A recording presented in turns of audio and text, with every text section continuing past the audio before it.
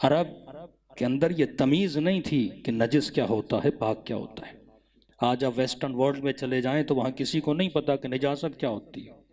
وہ کہتے ہیں نجاست کو ٹشو سے بھی صاف کر لیا تو وہ چیز صاف ہو گئی۔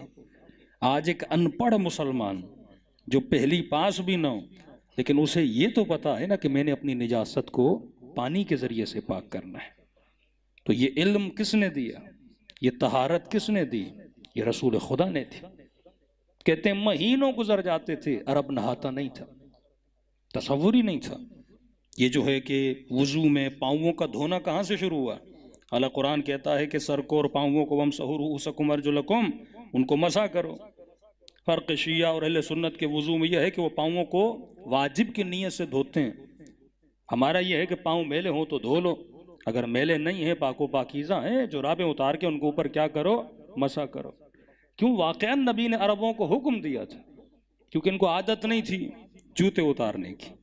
آتے تھے جوتوں کے ساتھ کھڑے ہو جاتے تھے اور نماز پڑھتے تھے، اور جب جوتے اتارنے پر آئے تو ظاہر اتنے دنوں سے پاؤں دھوئے نہیں، وہ جب جوتے اترے تو پاؤں سے بدبو آنے لگے۔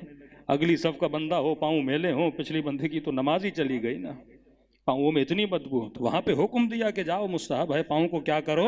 دھو کر آؤ۔ اب کیونکہ ریگولر ہی ان کے پاؤں میلے ہوتے تھے، مٹی کا زمانہ تھا، آج کی طرح کوئی اسپورٹ شوز ووز نہیں تھے، جو رابوں کا سلسلہ نہیں تھا، تو ایک طرح سے پابندی بن گئی کہ جیسے آؤ پاؤں دھو لیے اور نماز میں کھڑے ہو گئے۔ اب کرتے کرتے انہوں نے اس مستحب کو کیا بنا دیا؟ واجب بنا دیا۔ تصور نہیں تھا نہانے کا۔ اب ظاہر جزیرت العرب میں پانی کی قلت، ایک ہی چشمہ جناب اسماعیل کی برکت سے بنا کہ پورا مکہ وہاں پہ آباد ہو گیا، جہاں پہ پانی کی قلت ہے، جہاں پہ نہانے کا تصور نہیں۔ اب 5 منٹ کے لیے سوچیں نا کہ رسول نے ایسی امت کو دن میں 5 مرتبہ وضو کروا دیا، یعنی پانی سے کھیلتے رہو، کبھی ہاتھوں کو دھو، کبھی چہروں کو دھو، پھر جمعہ آیا کہ جاؤ غسل جمعہ کرو، کبھی واجب غسل خواتین کے لیے، کبھی واجب غسل مردوں کے لیے، کہ یا رسول اللہ کوئی حاجت ہے، اللہ سے کچھ مانگنا ہے، کہ جا غسل حاجت۔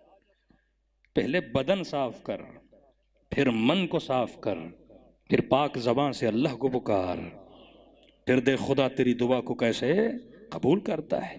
اپنی کتاب کے لیے کہا کہ لا یمسہ الا المطہرون، جب تک پاک و پاکیزہ نہیں اس کتاب کو کوئی مس نہیں کر سکتا۔ پھر وہ طہارت ظاہری، طہارت باطنی، بی ان سب چیزوں کی طرف اشارہ کرتی ہیں کہ آج تم بڑے ناز سے میرے سامنے کھڑے ہو، جہاں پہ کھڑے ہو یہ کس کا احسان تھا؟ میرے بابا کا احسان تھا، جس نے طہارت کا درس دیا، جس نے عبادت کا درس دیا۔ بشر اگر بشر ہے کس چیز کی وجہ سے؟ فرق حیوان اور فرق انسان۔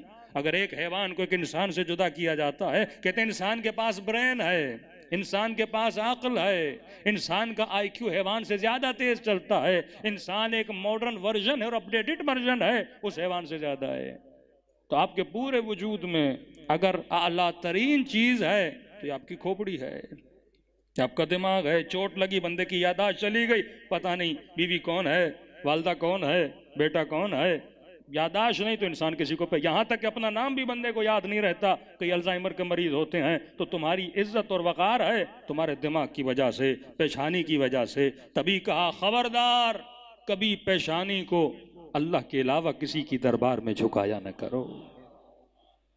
سب سے بڑا گناہ جو اس زمانے کا انسان کرتا تھا، اپنی پیشانی کو بتوں کے سامنے جھکایا کرتا تھا، کبھی سورج کے سامنے، کبھی چاند کے سامنے، کبھی پتھر کے سامنے۔ اور سب سے بڑا کمال جو رسول نے کیا، ان کی پیشانی کو بتوں کے پاؤں سے اٹھا کر وحدہ لا شریک کی دربار میں جھکانے پر مجبور کر دیا کہ اپنی قیمت کو جان، اپنی عزت کو جان، اپنے وقار کو جان۔ اب یہ نبی ہے۔ قرآن کہتا ہے کہ هل جزاء الاحسان الا الاحسان، احسان کا بدلہ ہے احسان۔ ان شکرتم لازیدنکم وان کفرتم وان عذابی لشدید، اگر میرا شکریہ کرو گے بڑھا بڑھا کر دوں گا، اگر کفران نعمت کرو گے تو میرا عذاب بڑا، لفظ عذاب ہے، وان عذابی لشدید، میرا عذاب بڑا شدید ہے۔ کسی کو کفران نعمت کرنے کی اجازت نہیں ہے۔